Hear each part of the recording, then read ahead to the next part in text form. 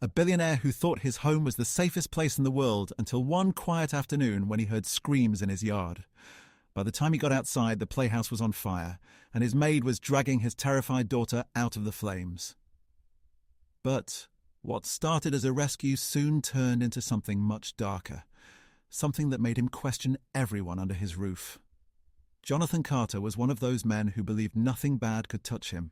His home was a fortress, a sprawling estate outside Dallas with security cameras, high fences, and a staff that kept everything spotless and under control. His 7-year-old daughter Lily had everything a child could want: a pool, a giant playroom, even a 2-story playhouse in the yard that looked like a miniature home. Welcome to Stories Hub. Make sure you like and subscribe for your top-notch stories. Let us know in the comments section where you are watching from and what time you are currently watching this video.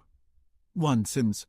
On this particular day, Jonathan had just wrapped up a tense conference call in his home office. He loosened his tie and stepped into the hallway, enjoying the rare quiet. But then he heard it. A scream. High-pitched, panicked. Jonathan froze for half a second before his instincts kicked in. He ran down the hallway, threw open the back door, and was hit with a wave of heat. The playhouse, the one he'd paid nearly $50,000 to have custom built for Lily, was on fire. Flames licked up the side of the little house, thick black smoke curling into the sky. "Soul!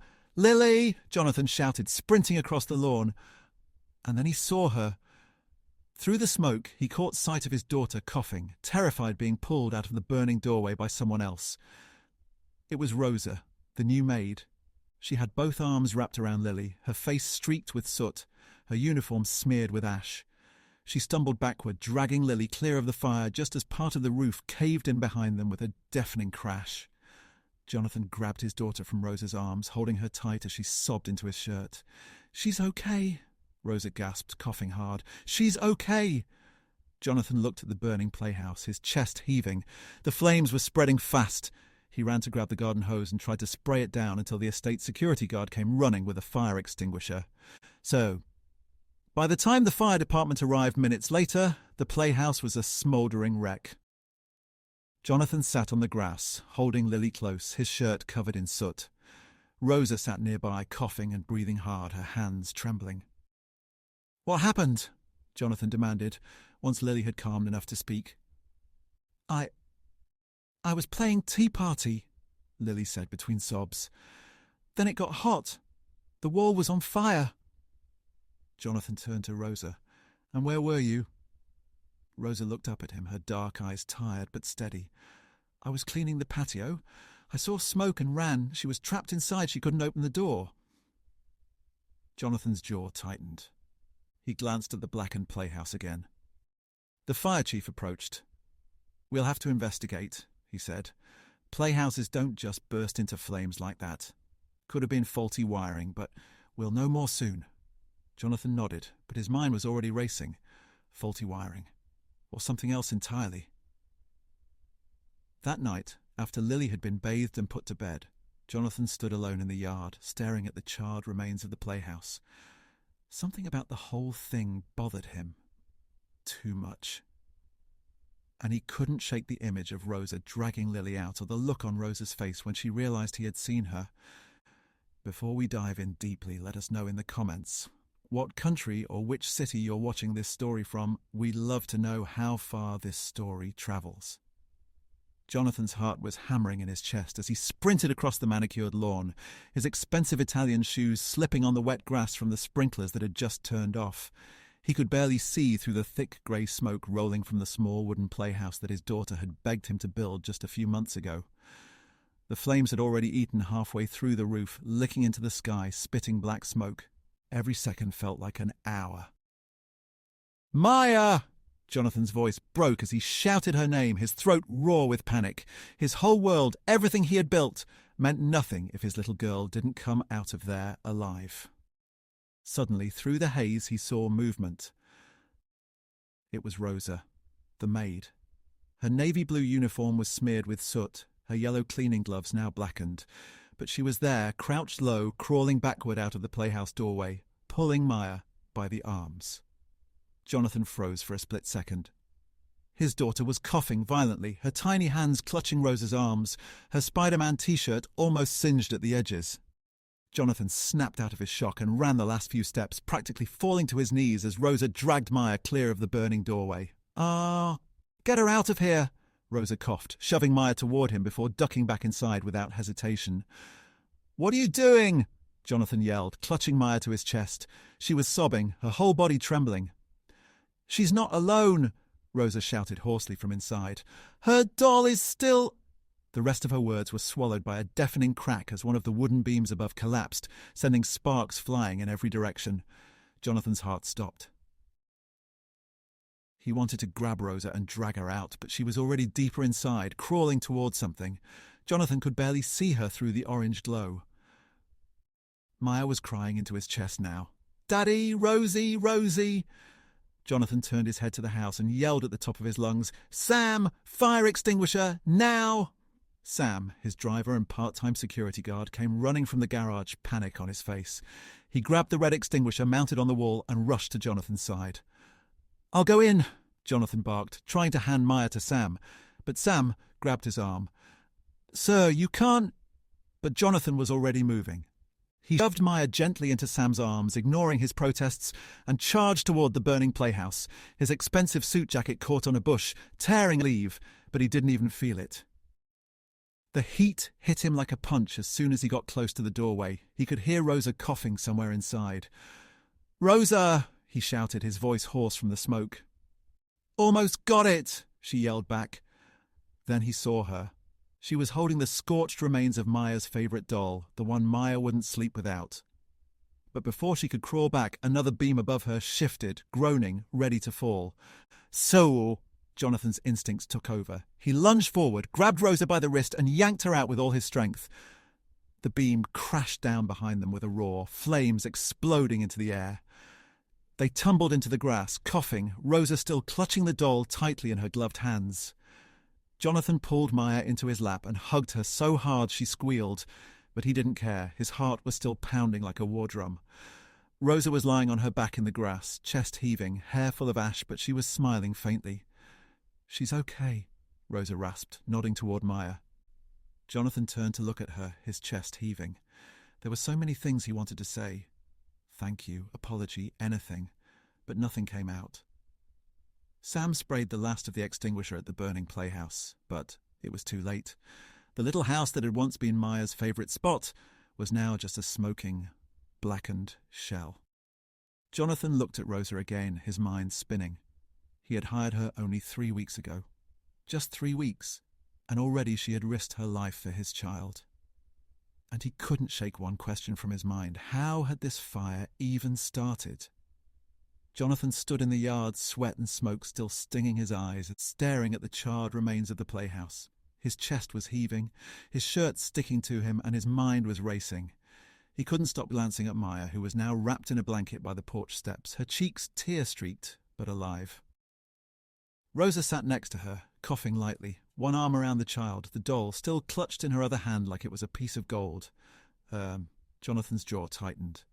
Sam, he said sharply, not taking his eyes off the smouldering wreck, get the security footage from the yard, now.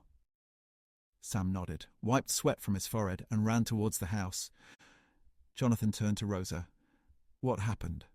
His voice was calmer than he felt, but the edge was there. Rosa straightened up, her face streaked with soot. I don't know, sir. I was cleaning the kitchen windows when I saw smoke. Maya had gone out to play not 5 minutes before. Jonathan crouched down so he was eye level with Maya. Sweetheart, he said gently, can you tell Daddy what happened? Did you see anything? Maya hesitated, her little fingers twisting the corner of the blanket. There was a sound, she whispered. Jonathan frowned. What kind of sound? A pop, then smoke. I got scared, she said, her voice trembling. Jonathan's stomach turned. He looked at the playhouse again. A pop? Like what? An electrical spark? Sam came back out of the house, holding a tablet. Sir, I've got the footage. Jonathan snatched it from him and pressed play. The black and white video showed the playhouse, the yard, the sunny afternoon, then a small burst of smoke from the side panel. 30 seconds later, the flames were visible. But then something else caught his eye. In the corner of the screen, just before the smoke started, a shadow moved. It was quick, too quick to make out clearly, but someone had been there. Someone had walked past the side of the playhouse. So Jonathan froze, replaying it 3 times, his pulse thudding harder with each pass. "Who is that?" he demanded, holding the screen up for Sam and Rosa to see. Rosa squinted. "I don't know," she said softly. "It's too blurry." Sam looked worried.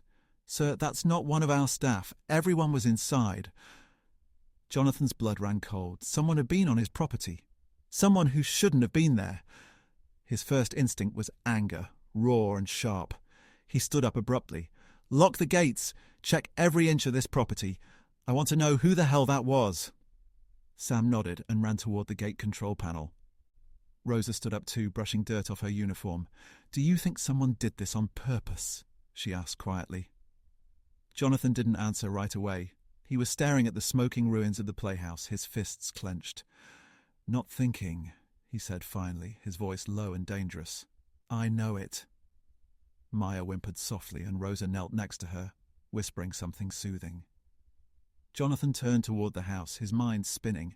If someone had gotten past his security once, what was stopping them from doing it again? He marched into the house and headed straight for his study. Sam followed him inside, already pulling up the rest of the property camera feeds on the tablet. "Rewind the footage from the front gate," Jonathan ordered. "I want to see every car that's been near this property today." Sam obeyed, scrolling through the recordings. There were delivery trucks, neighbors' cars, and then, at 2:17 p.m., a black pickup truck slowing down near the gate, then driving off. Jonathan's gut twisted. "Zoom in on the license plate," he snapped. Sam tried, but the glare from the sun made it hard to see. Jonathan slammed his fist on the desk, startling even himself. "I want that plate number. I don't care how. Get someone to enhance it." Rosa appeared quietly in the doorway, holding Maya. "Sir," she said softly, "I think she needs to rest." Jonathan nodded distractedly, his mind already elsewhere. Rest could wait. Whoever had done this might still be out there. And Jonathan wasn't about to wait for them to strike again. That night, Jonathan barely slept. The house was eerily quiet, except for the faint hum of the new security system he had ordered installed within hours.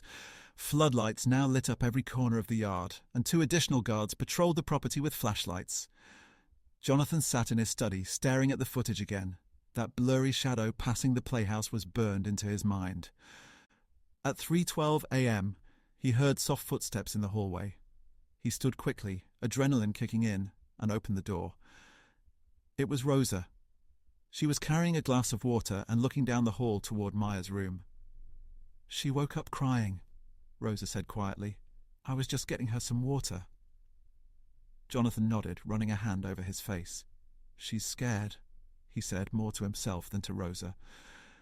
"She's not the only one," Rosa replied, her voice low. Jonathan looked at her properly then. Her uniform was wrinkled, her hair pulled back into a loose ponytail, and she looked exhausted. "You should rest," Jonathan said, softer this time. She shook her head. "Not until I know she's safe." Jonathan didn't respond, but something about her words stayed with him. The next morning, Jonathan called in a private investigator he had worked with once before on a corporate matter. The man, Victor, was tall, lean, and had the look of someone who noticed everything. "I need this handled quietly," Jonathan said as Victor reviewed the footage in his study. "No police, not yet. I want to know who was on my property and why." Victor nodded. "I'll need copies of all your security footage, and I'd like to talk to your staff one by one." Jonathan hesitated. Rosa had been the one to save Maya's life, but he couldn't ignore protocol. "Talk to whoever you need," he said finally. Rosa was called into the study an hour later. She stood straight, her hands clasped in front of her. Victor was calm, but direct. "Where were you at the exact time of the fire?" "In the kitchen, wiping down the counters," Rosa said. "I saw smoke through the window and ran outside." "Did you see anyone near the playhouse before it started burning?" Victor pressed. Rosa shook her head. "No, just the smoke." Jonathan watched her closely, trying to read her expression. She didn't look nervous, but she didn't look surprised either.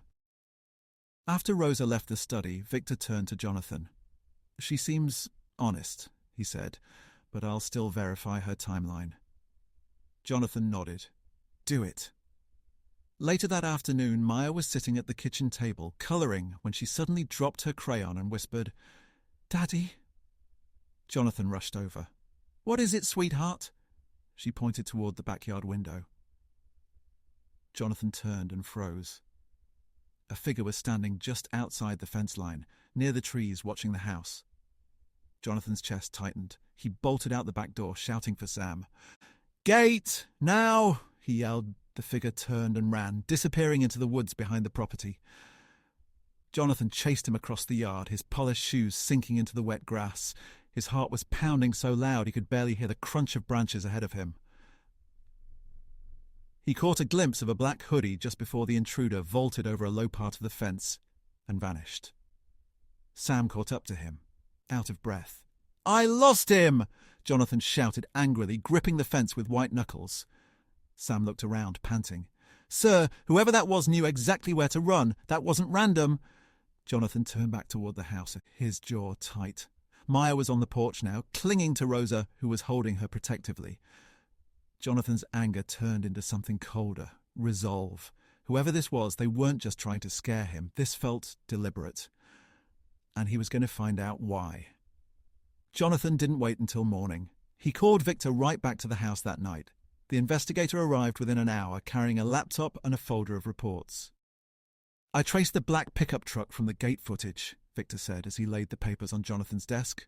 "It's registered to a man named Carl Henderson. Does that name mean anything to you?" Jonathan's face darkened.